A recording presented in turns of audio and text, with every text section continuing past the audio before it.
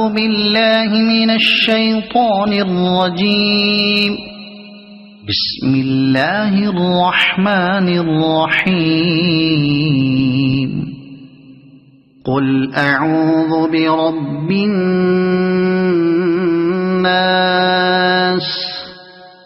ملك الناس إله الناس من شر الوسواس الخناس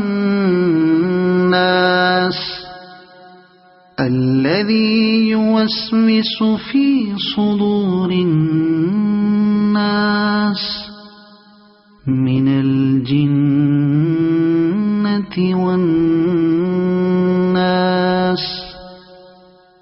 صدق الله العظيم.